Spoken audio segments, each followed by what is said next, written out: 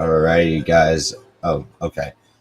Hello, everybody, and welcome to another episode of the Couch Warrior podcast. I'm your host, Mike, and today we are starting our new Dana White Contender Series show. Just going to call it the Dana White Contender Series breakdowns and predictions. And every week on Friday, I'm going to break down the upcoming week's Dana White Contender Series bouts.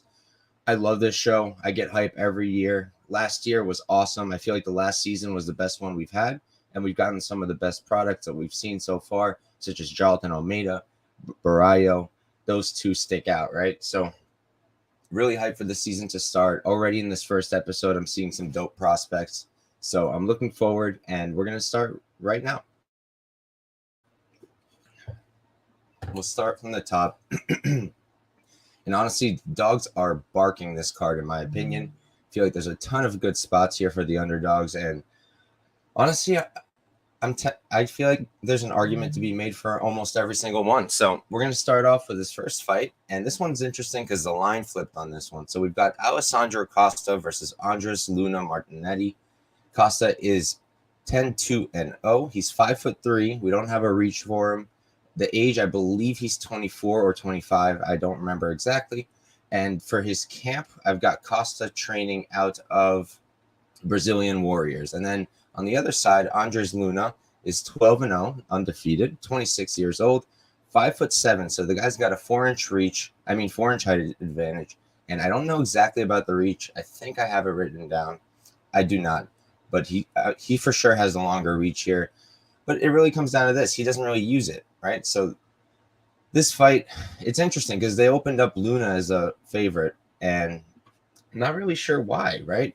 So I think it might be the record. I think they just looked at that 12-0 and were like, all right, this guy should definitely be the favorite. They saw that he's training out of Entram. That's really dope. That's where Moreno's training out of. Well, used to train out of. He's with Kraus now.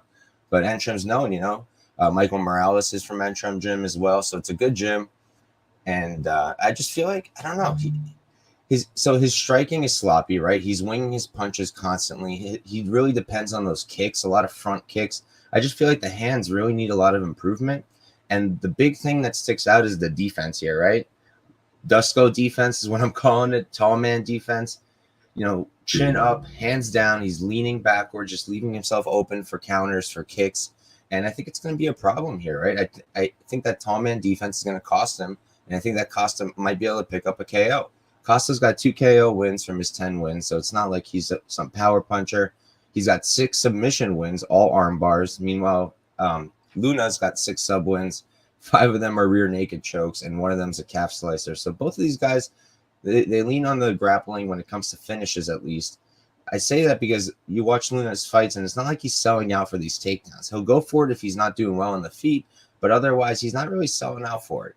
Costa, I think that he's the crisper striker here. He's cleaner. He keeps it tighter. He's got a good straight right hand. I would like more combinations, but I think he's getting there.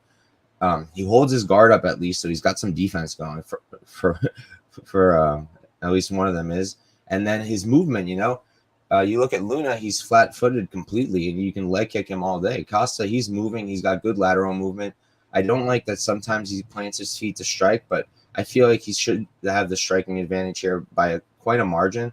The grappling, I'm leaning Costa as well. I think the offensive wrestling goes to him. And the BJJ, it's hard to tell, but I do lean him as well. He's a black belt. I don't know for sure about Luna. But, yeah, I do think that Costa wins this fight. I think it's possible that he knocks out Luna. Luna's got that tall man defense that I do not like. I think he's very hittable. And I think that Costa's going to be the one who has grappling to lean on here as well. So I'm going to go with Costa. He did open up as an underdog, which is really interesting. I'll pull up the odds right now. Right, so Costa, he opened up plus 170, and he's minus 245 now. I honestly can't. I'm not going to tell anybody to be betting that. I got Costa at minus 140. If somehow he comes back down, then you should hop on. But I don't like that one bit. At this point, it's too deep. I don't think most fighters on the Contender Series should be favored like that unless it's very, very clear. So, and you can make an argument for Luna. You can make an argument that he can use his distance. You can make an argument that maybe his grappling is just as good. He's also got those subs, right? And he's training out of Entram. So you can make an argument for the dog here as well. But I do like Costa to win the fight. And maybe, we'll see what the KO prop comes out as. I feel like the odds might be pretty good because both of these guys win by sub when they finish. So I feel like we might get a good price on his KO prop, and that's something I'm going to look at. But Costa is the pick for this first fight, and we're going to move right along. So for this one, I've got a bit of a soft spot for Buzukja. I don't know if I'm pronouncing it right, but that's such a cool name, so I'm just going to say Buzukja. Yeah, I have a soft spot for him. He's from Staten Island. I'm from Brooklyn, but I grew up in Staten Island a good portion of my life, so I do have a soft spot for him. When he first fought in the Contender series, I was hype. I wanted him to beat Melsik. I bet on him. He did not beat Melsik, but, he put up an effort. He definitely tried, but all right, let's introduce these guys first. So we've got Dennis Buzukja versus Kaleio Romero. Buzukja is 7-2-0. He's 24 years old, 5'9", 72-inch reach, and he's training out of Longo Weidman MMA over there with Sterling, Marab, the gang. And then on the other side, we got Romero. He's 6'1-0, 26 years old, 5'10", so he's got 1 inch in height. I don't have a reach for him. I was checking if I got in my notes. I thought I did, but I did not. And he's training out of Team Alpha Male, which is really interesting, right? So that's one thing to note. Team Alpha Male for Romero, not where he was originally. So already you got to think maybe there's going to be improvements coming, right? In the striking, especially because Romero is a grappler. That's his base. He wrestled in college. He wrestled in high school. I believe he was some form of state champ, but I couldn't get confirmation on what. I believe it was in college already. So take that as you might. But in his fights, unfortunately, we don't have any tape for Romero since 2019. He's had one fight in 2021. It was just over a minute long, I believe, and it ended in the first round, and there's no tape on it, at least not that I could find. So for Romero, like you're working off a 2019 video where he fought a 2-2 guy who never fought again after that, and where he looked pretty good, I guess, but like there were holes, right? He's a southpaw, so that's dope. Southpaw versus orthodox, always an advantage. But his striking's okay, a bit loopy for my taste. The counter striking's good. I don't like the overhand right, but the jab is very solid. His grappling is what sticks out. His offensive grappling is really good. The entries are very good.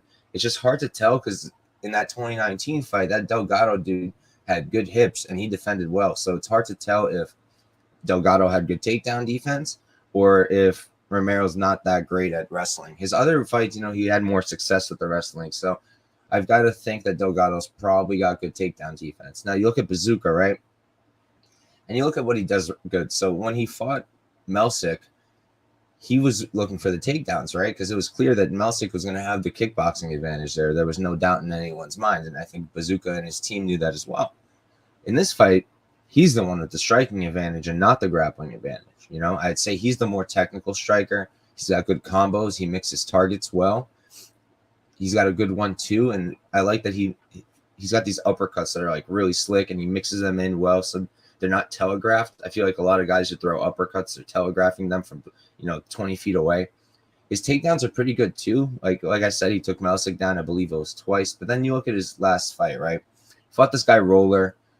You look at his record and you think the guy's and he's not the best, but he has a recent win over Jordan Griffin, who's a UFC veteran. So you can't write off Roller as a complete but Roller was taking down Buzukja, holding him down, taking his back. I think he did it like 3, 4, or 5 times.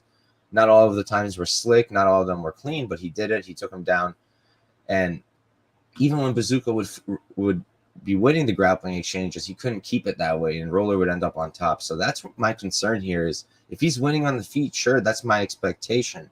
But is Romero going to be able to take him down and hold him down? It's very possible. And on the feet, I feel like Romero he's not bad. He's not terrible. So I think he can hold his own. And also, we don't know how much he's improved or how little he's improved over these past 2 years.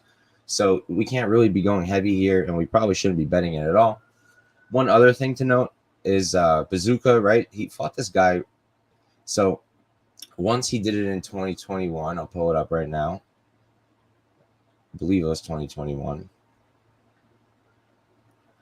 1 sec, Topology bugged out. All right, here we go.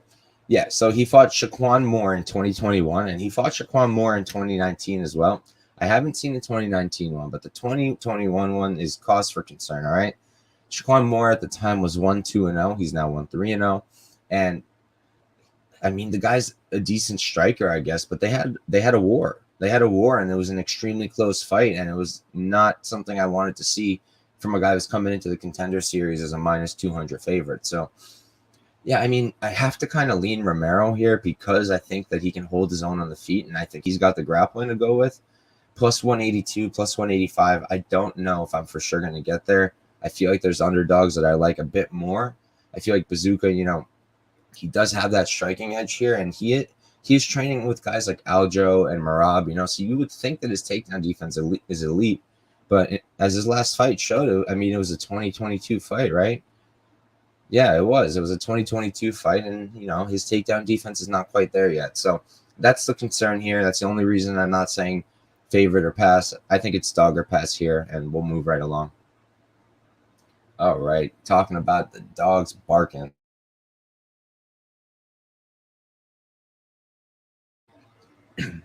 All right, so for this one, the odds make no sense to me. We've got Anton Turkalj versus Acacio dos Santos, right? So Anton Turkalj is 7-0. He's undefeated as a professional, 26 years old, 6'4", training out of, let me make sure that's the correct camp. Training out of GBG MMA. And on the other side, we've got Acacio dos Santos, 14-4-0. He's 30 years old, 6'4" as well, and he's training out of Power Lotus Team. And this is fascinating to me. You look at the Tapology predictions. It feels like including the bookmakers, it feels like everyone just looked at his record and was like, okay, shiny 7-0. This dude should definitely be the favorite. But it's like you run the tape, and it's why is he the favorite? So first off, Turkalj, 7 pro fights. Santos has 17. Santos has the better competition by far. He's got the better wins. He's fought Mateus Scheffel, if you guys remember who that is. Dude got knocked down in the Contender series, went to PFL, fought Bruno Capoloza, the last year's champ, and beat him by decision. So not a can, and Dos Santos beat him. So this really just comes down to, I think Santos has Turkalj covered everywhere, which is, again, why I don't get the odds, right? So I get that Turkalj has these shiny 5 KO wins. His last one was a spinning back fist, but his striking, in my opinion, is pretty weak. He's got good kicks. The hooks are sloppy. Everything is kind of telegraphed and wide. He uses his knees well, though. He's got a good body lock when it comes to the wrestling, but I didn't see much else there, and I do not think that he's going to have the wrestling edge here. And his takedown defense itself is very weak, and when he gets down, it's very hard for him to get back up. Himself, he's got 2 sub wins. He's never been submitted, and Santos hasn't exactly presented any sub threats. He's never won by submission, and he's lost twice by sub himself. I just think that Santos has the better striking. I think that he's cleaner, crisper. He's got really good leg kicks. He can piece up the legs of Turkalj, slow him down. And I just don't know what Turkalj has to offer to him other than a KO, right? Other than a flash KO, I don't. At range over 3 rounds, you tell me they're going to make it to the decision. I'll be shocked if Dos Santos isn't the winner. You tell me there's some grappling involved, I'll be extra shocked if Dos Santos isn't the winner. And then you give me Dos Santos at plus 200. I mean, I got him at plus 220. DraftKings has him at plus 200. This makes no sense to me. Makes me feel like I'm missing something or that I'm blind. But I've heard a lot of people on Dos Santos as the dog, so hopefully we're not blind. Hopefully we're not missing something. But I just think that Dos Santos is a better fighter, better striker, better grappler. I think he can take down Turkalj if it's not going his way on the feet, but I'll be surprised if it's not. The one thing you can say for Turkalj is he's got 14 amateur fights on top of those 7. So he was 11-3-0 as an amateur. And I do think there's some meaning to having amateur fights. I think it's important to have a bunch before you go pro. But if you guys caught my breakdown show this past Tuesday, I had Dan from Half the Battle on. And I mentioned this when I was talking about Mokaev, and he's like talking about practice, because in his opinion, and he makes good points, amateur doesn't really tell you much because it's a different ball game. And it is, you can't do elbows for one. Fights are shorter. The competition is different. So, you can only take so much from it. I just don't see a path to victory for Turkalj. And then to set him as such a deep favorite, it makes no sense to me. I like Santos. He's my favorite underdog here, and I've got a unit on him at plus 220.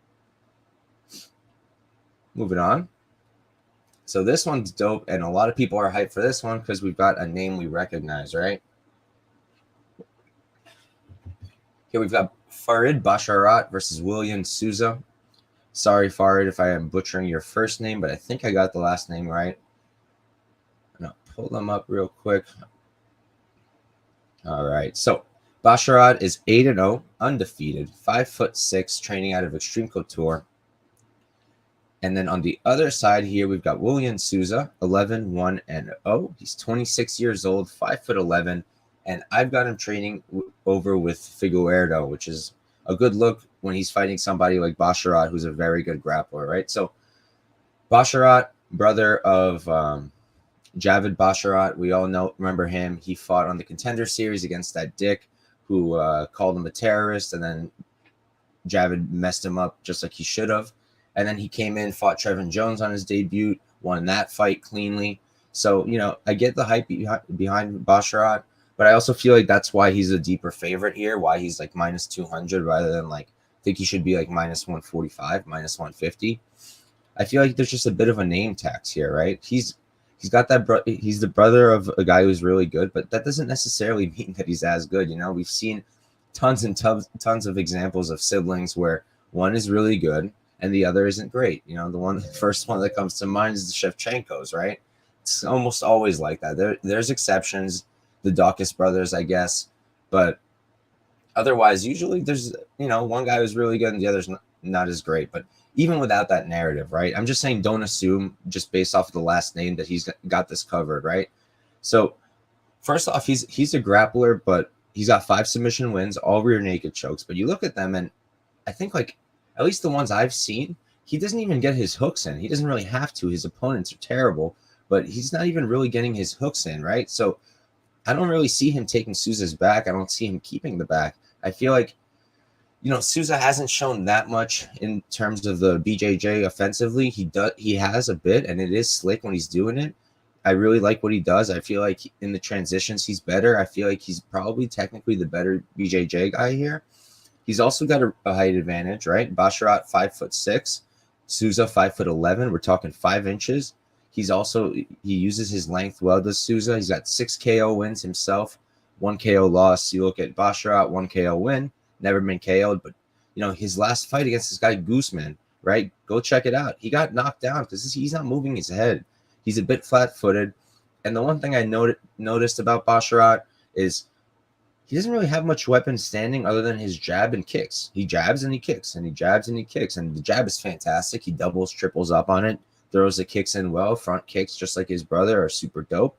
But where's the combinations? Where's the 1-2? Where even throw a hook, man? Like, he doesn't really do it. So already, I'm not really that interested in betting him as a favorite, right? I'm not seeing a clear edge. I will say this, though. Souza has his downfalls as well. Showboats way too much. I hate that stuff. Keeps his hands down, kind of, sometimes he'll put it behind his back like Anderson Silva, except he's nowhere near as good as Anderson Silva. Souza's never been to decision, so that's another thing to note. I don't normally like betting on guys like that. I really don't, unless I'm convinced they're going to get a finish. But he's also missing some results on Tapology, so maybe he did get decisions earlier in his career. We just don't know. And on the feet, he counters well off the back foot, which is difficult to do, but also you don't want to see a fighter fighting off the back foot so much. His jab's good. His striking is good, but again, he can get a little sloppy, a little telegraphed. In the pocket, I think he's really good. He uses his long legs to kind of feint that knee, Dan Hooker style, and I think it's a really good weapon. And like the striking, I wrote it down. Like sometimes I love it, and sometimes I hate it when it comes to Souza. So again, for me, this is a case of dog or pass. I think that Basharat is overpriced just because of the name. I get why he might be a favorite. He is a more technical striker. He is the more well-known guy. He is training out of a more well-known camp, Extreme Couture. And he has shown good grappling, right? So I just don't think it's going to be good enough here, right? And his wrestling is good. I'll give Basharat that. His takedown entries are clean, and Souza has shown takedown defense that's not great. So because of that, because Souza keeps his hands down, I'm not really looking to bet this. I probably won't. If I do, it's going to be Souza, though. It's going to be dog or pass for me. I don't know if I'm going to get there. I like other dogs better, as I mentioned before. I really like Costa, and then I really like – well, I don't really like, but I'm looking at Romero, and I guess I'm also looking at Souza, but we're going to have to see what happens. And then let's move right along, right, to our main event. All right, pull everything up. 6. So here we got Ozzy Diaz versus Joseph Pyfer. Diaz is 7-1-0, 31 years old, 6 feet 4 inches tall, training out of California MMA. And then on the other side, we've got Joe Pyfer, 8-2-0, 25 years old, 6'1", 75-inch reach, and he is training out of.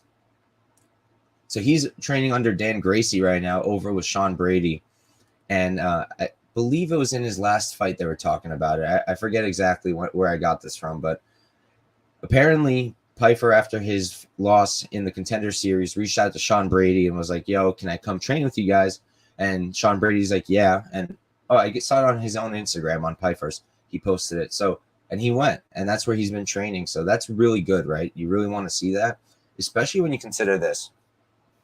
So we already know Pyfer because he fought in the Contender series last year against Stoltzfus, or was it 2 years ago? I think it might have been 2. Yeah, it was 2 years ago. So 2 seasons ago, he fought Stoltzfus, and you look at the result, and it looks like he got finished, right? But he didn't get finished. I mean, I guess you can call it a finish, right? Because Stoltzfus lifted him up, slammed him down, and his arm got messed up. So you kind of do have to give Stoltzfus credit. But other than that, Pyfer was winning that fight. He was winning that fight standing, and he was winning that fight wrestling as well. And this, as far as I could tell, this was before he was over there under Dan Gracie training with guys like Sean Brady, right? Pretty sure this is before then.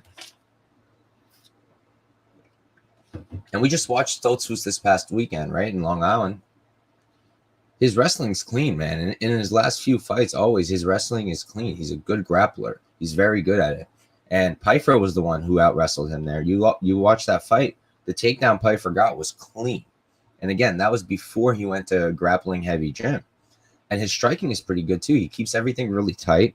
I like his combos. I really like the jab. The right hand is clean. And he mixes the targets, which is always really important. 5 KO wins. Only time he's ever been finished is that fight against Stoltzfus. So he's never been chinned out. Like I said, wrestling is really good in my opinion, and I think it's improved since then. He's got 2 sub wins, 1 sub loss, but I don't think that Diaz is going to sub him. He does have 2 sub wins himself. I just don't see it. 1 sec. Oh, excuse me. All right, so, and then you look at it, Pyfer's only been to a decision once. Diaz has never been to a decision, so that's another thing I want to look at. Fight doesn't go the decision, but breaking down Diaz himself, 7-2-0 is an amateur, so that's good. Some experience before he went pro. Doesn't have that many pro fights. His jab is pretty good, and when you look at the striking, the 1-2 is good, and he carries a lot of power, but he himself is very hittable. Again, that was against a guy like Acacio, who's also his size, but even in his other fights, he's been pretty hittable, was Ozzy Diaz. I was watching the Murrieta fight, right? He was getting hit. So not really what you want to see from a guy who's going to be coming into the Contender series against another guy who's already been there, right? Diaz, going for him, he does have the height advantage, 3 inches. He does have the reach advantage, 3.5 inches. But I just feel like his striking's not that good. He's really sloppy, and he depends on the power. And if he doesn't knock out Pyfer, I think this is Pyfer all day long. I think Pyfer can out-grapple him, finish him on the ground. I think Pyfer could probably win on the feet. I think the smarter path for him is for sure the grappling. But either way, I think Pyfer wins this fight. He's currently -120, and I'm going to be playing that line. I just got to do it before it gets much wider. He opened up +250, so I'm not the only one seeing this. And I do like Pyfer to win. So that's it. That's the card. I'll run through the picks real quick one more time. I'll say my plays, and then we'll move right on. We'll get out of here. All right. So we've got Alessandro Costa versus Luna Martinetti. I picked Costa, and I did play him at -140. The odds now are unplayable, in my opinion. Then we got Buzukja versus Romero. I am leaning Romero. It's dog or pass for me. I haven't gotten there yet, though. Then we got Turkalj versus Dos Santos. I'm on Dos Santos all day long. I think he wins that fight 9 out of 10 times, and +220 is what I got him at. +200 is still very good.